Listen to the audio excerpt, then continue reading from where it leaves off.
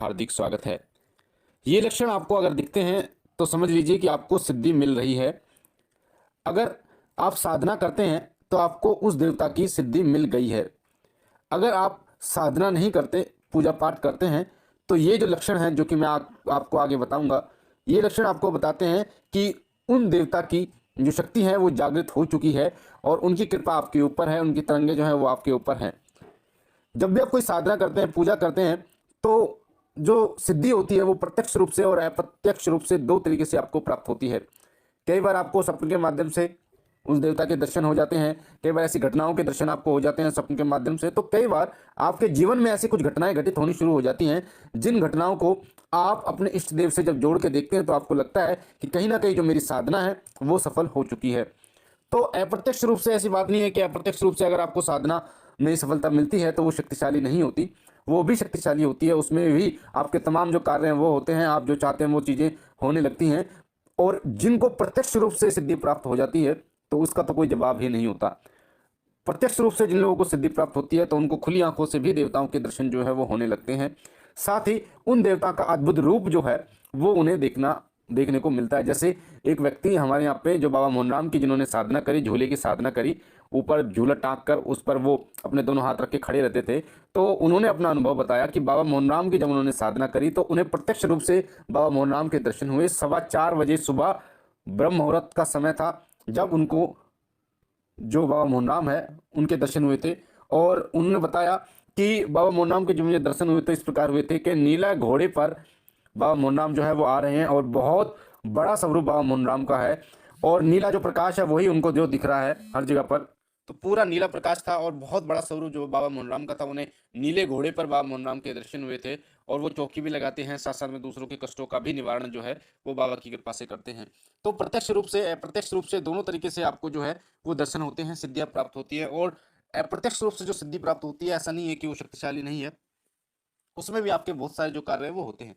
तो आइए बात करते हैं उन लक्षणों के बारे में जो लक्षण आपको बताते हैं कि आपके ऊपर जो है वो इष्ट कृपा से आपको सिद्धि प्राप्त हो गई है और साथ ही जो देवता की जो शक्ति है वो जागृत हो गई है। पहला लक्षण होता है कि जब आपको देवता की कृपा प्राप्त हो जाती है, जागृत हो जाती है उनकी शक्ति, तो आपकी जो प्रार्थना है वो स्वीकार होने लगती है। कई लोगों को आपने देखा होगा कि अधिकतर ये जो चीज़ है ये उन लोगों के साथ होती है जो चर्च में लोग जाते हैं, वो प्रार्थना करते हैं। तो हमारे ही एक रिश्तेदारी में एक लड़की है जो कि उनको मानती है, यीशु मसीह को मानती है, यानी कि थोड़ी लंबी रिश्तेदारी है पर उनको मानती है। तो कई बार जब मिलना होता है उनसे तो बोला जाता है कि ये जिसके लिए प्रार्थना कर देती हैं उनका कार्य हो जाता है। जैसे किसी की अगर तबीयत खराब है तो उसके लिए प्रार्थना करते हैं तो उसकी तबीयत ठीक हो जाती है, या फिर कोई कार्य अटक रहा है तो उसके लिए प्रार्थना करते हैं तो वो ठीक हो जाती हैं। तो उसकी ही प्रार्थना क्यों स्वीकार होती है? तो ये सभी लक्षण बताते हैं कि वो जो देवता है, जो इष्ट है, उसकी शक्ति जागृत हो चुकी है, उसकी सिद्धि आपको प्राप्त हो गई है। तो ऐसे ही सभी जो लोग हैं, सभी लोगों की प्रार्थना क्यों स्वीकार नहीं होती? इसलिए नहीं होती क्योंकि उनके पास उस देवता की शक्ति जागृत नहीं होती। और कोई भी शक्ति है जब तक वो जागृत नहीं होती तब तक कार्य नहीं करती। चाहे वो कोई माला है, चाहे कोई आसन है, जब तक वो जागृत, कोई चिमटा हो गया, त्रिशूल हो गया, कोई मंत्र हो गया, जब तक वो जागृत नहीं होगा तब तक कार्य नहीं करता। अगला लक्षण है जब आप पूजा पे बैठते हैं तो पूजा के समय जब आप ध्यान लगाते हैं तो ध्यान लगाने के तुरंत बाद आपका जो ध्यान है वो एकदम लग जाता है। कई बार ऐसा होता है कि जब आप पूजा में ध्यान लगाते हैं तो आपको ध्यान नहीं लगता, पर जब आपको देवता की कृपा और शक्ति जागृत हो जाती है तो उस समय पे आप वैसे ही आप बैठते हैं तो वैसे ही आपका ध्यान जो है वो केंद्रित हो जाता है, एकाग्र होने लगता है।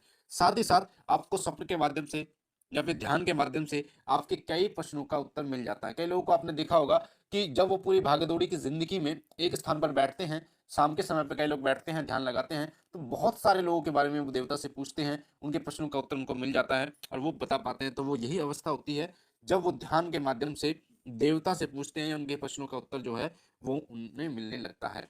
अगला जो लक्षण है वो है एक अलग ही आत्मिक प्रसन्नता आपको महसूस होती है, जिसे हम कहते हैं कि आपको अंदर से खुशी महसूस होना, इतनी खुशी महसूस होना कि आपका जो शरीर है, आपकी जो आत्मा है वो गदगद हो गई है। ये चीजें आपको महसूस होने लगती है जब वो देवता की शक्ति जागृत होती है, क्योंकि जब देवता की शक्ति जागृत होती है, इष्ट देव की शक्ति जागृत होती है, तो उनका जो अंश है वो आपके अंदर विद्यमान हो जाता है, जिसके कारण वो अपना प्रभाव जो है वो आपको दिखाता है। आपको ऐसा लगता है कभी कभार कि मैं पूजा करता रहूं, मंत्र जाप करता हूं, तो ये भी तभी होता है जब कोई शक्ति जागृत होती है। वरना कई बार आपने देखा होगा कभी दीपक जला दिया तो कभी दीपक नहीं जलाया, कभी मंदिर साफ कर दिया तो कभी मंदिर साफ नहीं किया। तो ये सभी जो लक्षण हैं ये तभी होते हैं जब देवता का आकर्षण होता है, जब आपके इष्ट देव का आपकी तरफ आकर्षण होता है, और जब होता है, जब उसकी शक्ति जो है वो जागृत हो जाती है, तो आपका ऐसा मन करता है कि मैं पूजा करता रहूं, मंत्र जाप जो है करता रहूं। अगर आपने डेली का 11 माले का जाप आपने शुरू किया, तो 11 माला पूर्ण होने के बाद भी आपको ऐसा लगता है कि यार एक और कर लूं, एक और कर लूं, एक और कर लूं।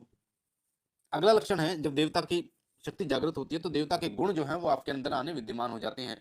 जैसे कई लोगों को क्रोध अवस्था आ जाती है, तो कई लोग संन्यास लेने का मन कई लोगों का करता है। तो कई लोगों का जो मन है वो संसार से उड़ जाता है, और अकेलापन उनको महसूस होने लगता है, यानी उनको ऐसा लगता है कि वो अकेला रहना चाहते हैं, वो अपने मन का मनन करना चाहते हैं। उनको इस प्रकार से जो गुण हैं वो उनके अंदर जो है वो विद्यमान हो जाते हैं। तो कई लोगों को ऐसे गुण विद्यमान हो जाते हैं कि वो ध्यान पर ही बैठे रहते हैं। तो कई लोगों को ऐसे गुण विद्यमान हो जाते हैं जो सिर्फ और सिर्फ भजन ही करते रहते हैं, कीर्तन ही करते रहते हैं। तो ये सभी जो गुण हैं, वो इष्ट देव के जो गुण हैं वो आपको प्राप्त हो जाते हैं, वो आपके अंदर समाहित हो जाते हैं।